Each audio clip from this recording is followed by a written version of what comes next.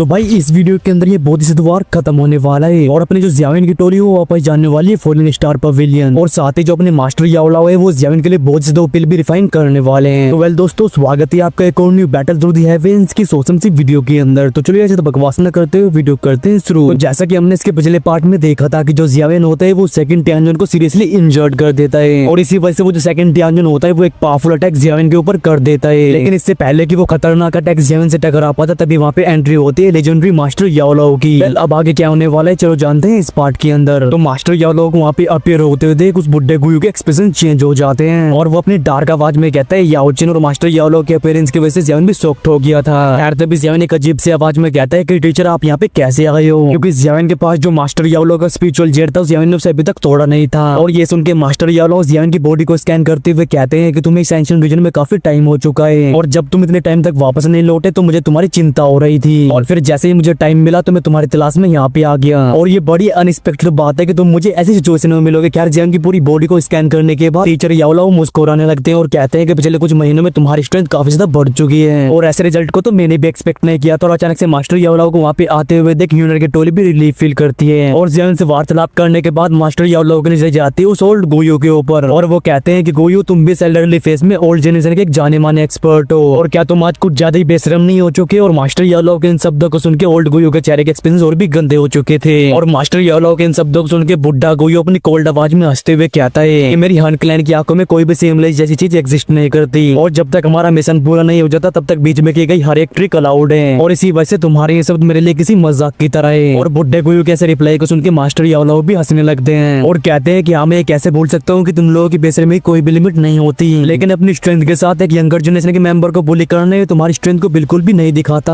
और क्यों ना तुम मेरे साथ भी दो दो हाथ करो, तुम्हारा क्या कहना है। और ये सुन के बुड्ढे गोयू की भैंस जुड़ जाती है क्योंकि वो और मास्टर याओलाओ दोनों ही बैंशिंग लेवल के एक्सपर्ट हैं और अगर अभी वो अपनी पीक कंडीशन में होता यानी कि अगर उसे ज़ियाविन ने सीरियसली इंजर्ड नहीं किया होता तो दोनों के जीतने के चांसेस 50-50 होते हैं, लेकिन अभी वो अपनी पीक कंडीशन में नहीं है और इसी वजह से उसके जीतने के चांसेस 30% से ऊपर नहीं है। यार भले ये बुड्ढा भी मास्टर याओलाओ को हरा ना पाए लेकिन फिर भी ये अपने आप को वीक नहीं दिखाना चाहता था और इसी वजह से वो कहता है कि याओचिन तुम्हें मेरे सामने इतना एरोगेंट बिहेव करने की जरूरत नहीं है और मेरे हन क्लैन की पावरफुल स्ट्रेंथ को तेरा फॉलिंग स्टार बिल्कुल भी नहीं संभाल सकता और अगर मैं अपने क्लैन से एक और ओल्ड घोस्ट को यहाँ पे समन कर लेता हूँ तो तुम मेरा क्या ही बिगाड़ लोगे। और जैसे ही बुड्ढे गोयू के मुंह से सब बाहर आते हैं तो तुरंत ही यूनर का ग्रुप भी ज़ियाविन के पास पहुंच जाता है और ये सभी लोग मास्टर याओलाओ के पीछे आगे खड़े हो गए थे और जैसे यूनर अपने हाथ को क्लेंच करती है तो उसके हाथ में एक स्पिरिचुअल जेड अपीयर होता है और वो उसे तोड़ देती है और जैसे यूनर उस स्पिरिचुअल जेड को तोड़ती है तो तुरंत ही स्पेस में फ्लक्चुएशंस फैलती है और बुड्ढे गोयू और उसके ग्रुप के ग्लूमी एक्सप्रेशंस के सामने उस स्पेस के अंदर से एक एल्डरली फिगर बाहर आता है। अभी यूनर कहती है कि अगर तू नंबर्स के साथ फाइट करना चाहता है तो फिर हमारा गोकुलन भी पीछे नहीं हटने वाला और वो एल्डरली फिगर जो कि डिस्टोर्टेड स्पेस से बाहर आया था वो तुरंत ही हंसने लगता है और वो हंसते हुए कहते हैं कि यहाँ का एटमॉस्फेयर काफी लाइवली लग रहा है और इस इंसान को यहाँ पे अपीयर होते हुए देख ज़ियाविन भी शॉक्ड हो जाता है क्योंकि ये और कोई नहीं बल्कि ये होते एल्डर टोंगज़ुआन जिनसे कि ज़ियाविन गोकुलन के अंदर मिला था और अभी एल्डर टोंगज़ुआन भी ज़ियाविन को देख के मुस्कुराने लगते हैं और कहते हैं कि ज़ियाविन हम लोग फिर से मिल गए। और जब एल्डर टोंगज़ुआन ज़ियाविन की बॉडी को अच्छे से स्कैन करते हैं तो वो भी थोड़ा सरप्राइज फील करते हैं और काफी टाइम तक ज़ियाविन को स्कैन करने के बाद उनका ध्यान जाता है टीचर याओलाओ के ऊपर और कहते हैं कि आप याओजुन होगे जिनके नाम ने एक टाइम पे सेंट्रल प्लान के अंदर कोहराम मचा दिया था, लेकिन अभी आपको सेंट याओ बोलना ज्यादा अच्छा होगा। और एल्डर टोंगज़ुआन के इन शब्दों को सुन के मास्टर याओलाओ तुरंत ही अपने दोनों हाथों कप कर लेते हैं और अभी मास्टर याओलाओ के चेहरे पे भी स्माइल मौजूद होती है और वो भी कई कर्टियस शब्दों को एल्डर टोंगज़ुआन के ऊपर फेंक के मारते हैं। और जब ज़ियाविन टीचर याओलाओ और एल्डर टोंगज़ुआन के बीच में बातें चल रही होती है तभी गो चिंगयांग भी बीच में आ जाता है और वो एल्डर टोंगज़ुआन को पूरी सिचुएशन को अच्छे से समझाता है और गो चिंगयांग की पूरी बात को सुनकर एल्डर टोंगज़ुआन की भौहें भी सिकुड़ चुकी थी और अभी उनकी आंखें भी काफी अनफ्रेंडली हो चुकी थी। वो कहते हैं कि हन क्लैन कुछ ज्यादा ही घमंडी होता जा रहा है और जब टीचर याओलाओ और एल्डर टोंगज़ुआन एक साथ उस बुड्ढे गोयू को देखते हैं तो वो भी एक हैवी प्रेशर को फील करता है और अभी उसके चेहरे का रंग उड़ चुका था क्योंकि दोनों ही सेंट लेवल के पावर हाउस है और भले ही वो अपने हन क्लैन की वजह से फॉलिंग स्टार पवेलियन को कुछ भी ना समझे लेकिन जब बात होती है गोकुलन की तो वो भी इतनी आसानी से इनसे पंगे नहीं ले सकता था क्योंकि ये क्लैन जो कि एक्सट्रीमली ओल्ड है इसकी फाउंडेशन कुछ ज्यादा ही स्ट्रॉन्ग है। यार तभी हन्यू और जो हन क्लैन के एक्सपर्ट्स होते हैं वो तुरंत ही गोयू के पीछे पहुंच जाते हैं और अपने सामने की भयानक लाइनअप को देख के इन सभी की फटके हाथ में आ चुकी थी और थोड़ी देर पहले जो उनके पास एडवांटेज था अब सिचुएशन पूरी तरह से बदल चुकी है। अभी हन्यू कहता है कि एल्डर गोयू क्या हमें क्लैन से और भी एक्सपर्ट्स को यहाँ पे समन करना चाहिए। ये सुन के गोयू हन्यू से कहते हैं कि क्या तुमने उस बोधी से हार्ट को देखा है और बुड्ढे गोयू के इस सवाल को सुन के हन्यू भी शॉक्ड हो गया था और थोड़ा हिचकिचाने के बाद वो कहता है कि मैंने कुछ भी नहीं देखा और हन्यू के इस रिप्लाई को सुन के बुड्ढे गोयू की भैंस उड़ जाती है और एक गहरी सांस लेने के बाद वो कहता है कि अगर ऐसी बात है तो चलो हम वापस चलते हैं क्योंकि गोकुलन के एक्सपर्ट्स यहाँ पे ऑलरेडी आ चुके हैं और अगर हम और एक्सपर्ट्स को समन करते हैं तो वो भी ऐसा ही करेंगे और उस टाइम पे हमारी ट्रू स्ट्रेंथ एक्सपोज हो जाएगी और ये चीज हमारे लिए बिल्कुल भी फायदेमंद नहीं है। और जब बुड्ढा गुयू वापस जाने की बात करता है तो हन्यू को दिल काफी हेल्पलेस फील करता है, लेकिन उसे भी अभी की सिचुएशन के बारे में अच्छे से पता था कि जियान को इस भयानक से फायर लोडर्स की वजह से ओल्ड गुयू ऑलरेडी सीरियसली इंजर्ड हो चुका है और अभी गुयू के लिए एक सिंगल बैंशिंग से फाइट करना काफी डिफिकल्ट है, लेकिन सामने तो 2 बैंशिंग मौजूद है और भले ही हेवन डेमन फिलिप्स टाइप के पास भी बैंशिंग लेवल के एक्सपर्ट्स मौजूद हो, लेकिन जैसा कि उन लोगों का कैरेक्टर है वो फालतू में गूक्लैन जैसे एंशिएंट क्लैन से पंगे संगे नहीं लेना चाहेंगे और इसी वजह से ये लोग और भी एक्सपर्ट समन करने के लिए ज़ूफेंग के ऊपर भरोसा नहीं कर सकते थे।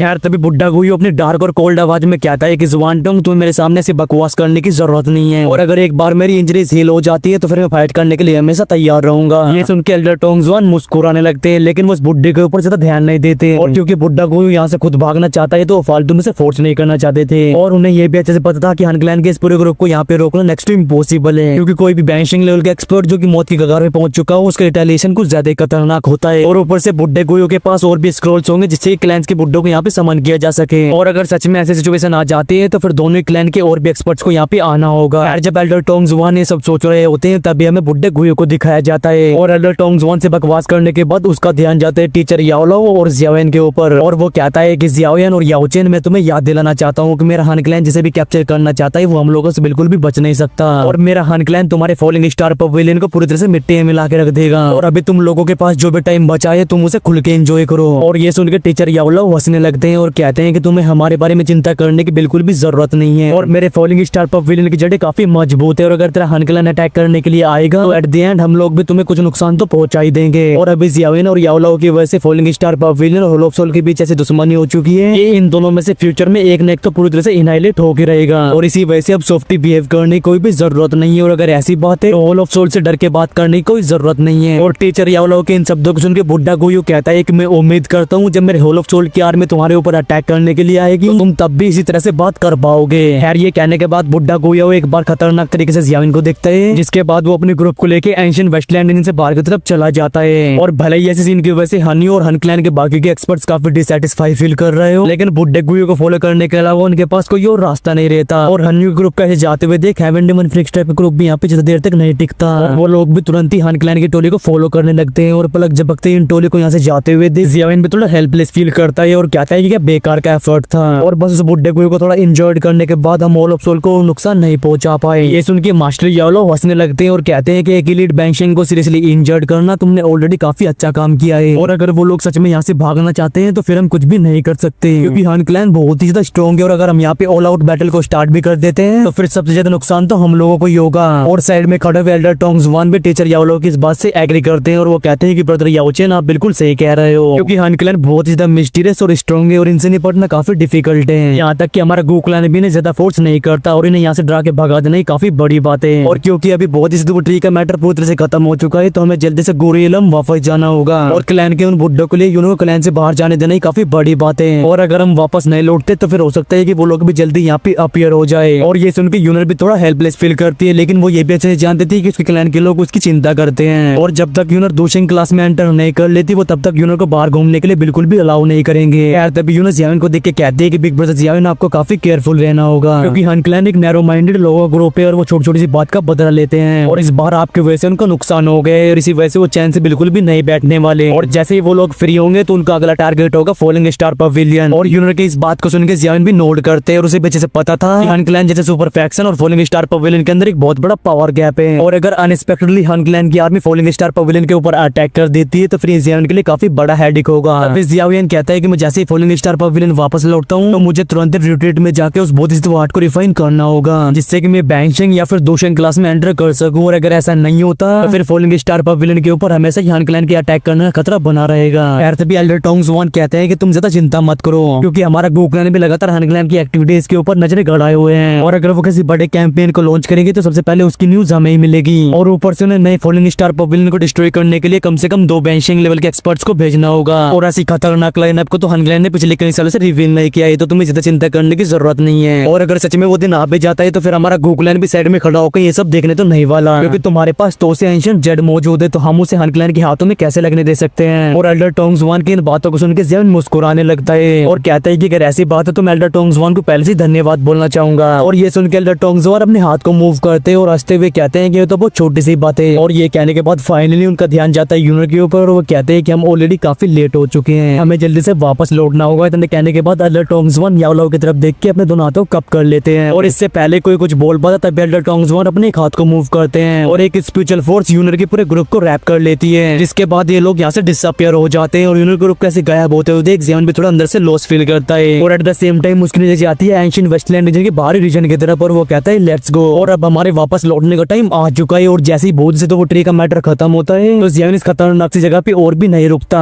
यार कुछ दिनों तक ट्रैवल करने के बाद ये सभी लोग फॉलिंग स्टार पवेलियन वापस आ जाते हैं और अगर बात करें एंशिएंट वेस्टलैंड रीजन की ट्रिप की तो सबसे ज्यादा फायदा इसके अंदर ज़ियाओयान को ही हुआ है, क्योंकि उसने लेजेंडरी बोध इस द ट्री के अंदर से 100 ऑफ रीइंकार्नेशन को एक्सपीरियंस नहीं किया, बल्कि उसे वो बोध इस द हार्ट भी मिल चुका है और ऊपर से उसके पास जो 11 बोध इस द सीड्स मौजूद है उन्हें भी कोई हल्के में नहीं ले सकता। और अगर ज़ियान के पहले दोनों बेनिफिट्स को भूल भी जाए तो फिर ये 11 बोध इस द सीड्स से कोहराम मचाने के लिए काफी है। और अगर ज़ियान इन 11 बोध इस द सीड्स में से एक को भी बाहर निकाल लेता है तो कहीं पे एक दूसरे मारकाट मचाने के लिए तैयार हो जाएंगे, क्योंकि इसका यूज करने में बेंशियन क्लास में एडवांस करने के चांसेस बढ़ जाते हैं और यही लोगों को पागल करने के लिए काफी है। एंशिएंट वेस्टलैंड रीजन से वापस लौटने के बाद ज़ियान का पूरा ग्रुप तकरीबन एक हफ्ते तक रेस्ट करता है और इस दौरान ही वो पूरी तरह से रिकवर हो पाए थे। और एंशिएंट वेस्टलैंड रीजन की ये जर्नी बिल्कुल भी आसान नहीं रही और अगर ज़ियान की स्टोरी ड्रीम के अंदर मौजूद उस बोधिसत्व सीड ने ज़ियान को नींद से ना जगाया होता तो शायद से ये लोग अभी भी उस रियल जैसे इल्यूजन में फंसे रहते और एंड में जाके इन सभी की हालत भी उन बैंशिंग पपेट जैसी हो जाती और फॉलिंग स्टार पवेलियन वापस लौटने के बाद ज़ियान तुरंत ही उस बोधिसत्व हार्ट को रिफाइन नहीं करता और उसे अच्छे से पता था कि ये चीज बहुत ही ज्यादा इंपॉर्टेंट है और उसे एकदम परफेक्ट तरीके से रिफाइन करना होगा और इसमें कोई भी गलती अलाउ नहीं है। इस वजह से ज़ियान एक महीना तो अपनी पिक कंडीशन में वापस लौटने में ही लगा देता है और इस टाइम के दौरान ये टीचर और डिसाइपल ऐसी चीजों को प्रिपेयर कर रहे थे जिससे कि ज़ियान के कम से कम बैंशिंग क्लास में एडवांस होने के चांसेस तो बढ़ ही जाए और इन चीजों में कई मेडिसिनल पिल और नेचुरल ट्रेजर्स मौजूद थे और सभी को अच्छे से पता था कि अगर ज़ियान बैंशिंग क्लास में एडवांस कर लेता है तो फिर फॉलिंग स्टार पवेलियन की रेपुटेशन एक अलग ही लेवल पे पहुंच जाएगी और दो बैंशिंग की लाइनअप इतनी ज्यादा फ्राइटनिंग होती है जिससे कि परफॉर्म स्काई जैसे पुराने फैक्शन भी पंगा लेना नहीं चाहते और जब ज़ियान अपनी पीक कंडीशन में वापस आने की कोशिश कर रहा होता है तभी याओलाओ आधे महीने के लिए कहीं चले जाते हैं और तकरीबन एक महीने बाद टीचर याओलाओ जो काफी थके हारे लग रहे थे वो ज़ियान के सामने अपीयर होते हैं और वो ज़ियान को एक बॉक्स पकड़ाते हैं और इस बॉक्स को लेने के बाद ज़ियान थोड़ा सरप्राइज फील करता है और जब ज़ियान इस बॉक्स को ध्यान से खोलता है तो इसके अंदर एक एमरल्ड करके गिलहरी मौजूद थी और इस गिलहरी के अंदर से एक एक्सट्रीमली पावरफुल पिल फ्रेग्रेंस फैल रही थी और भाई ये होते हैं बहुत ही सतह पिल और जैसे ज़ियान इस पिल फ्रेग्रेंस को इनहेल करता है तो वो काफी रिलैक्स फील करता है और ज़ियान बड़े ध्यान से इस गिलहरी को देखते रहता है और थोड़ी देर तक इसे देखने के बाद ज़ियान अपने सॉफ्ट आवाज में कहता है कि ये बहुत ही पिल है। वेल ज़ियान के कहते के साथ ही हमारा ये वाला पार्ट यहीं पे खत्म होता है। वेल इसके नेक्स्ट पार्ट में ज़ियान जा रहा होगा रिट्रीट में ताकि वो दूसरी क्लास में एंटर कर सके और भाई एंड में हम देख रहे होंगे परफॉर्म रिवर अलायंस को जो कि कई फैक्शन से मिलकर क्रिएट होगी और ये perform river alliance falling star pavilion के साथ क्या बवाल खड़ा करेगी वो तो हमें इसके नेक्स्ट पार्ट में पता चलेगा। तो इसके नेक्स्ट पार्ट के लिए वीडियो को ठोको लाइक और अगर आप लोग चैनल पे नहीं हो तो चैनल को सब्सक्राइब भी कर सकते हो और अगर आप इसका नेक्स्ट पार्ट आज ही देखना चाहते हो तो आप मेंबरशिप भी परचेज कर सकते हो क्योंकि चैनल मेंबर्स के लिए तुम्हारा भाई वीडियो एक दिन पहले डाल देता है। तो चलिए यार इस वीडियो करते हैं यहीं पे एंड में मिलते हो आपसे नेक्स्ट वीडियो में। Till then take care and bye bye and love you all guys. बोलो महादेव महादेव।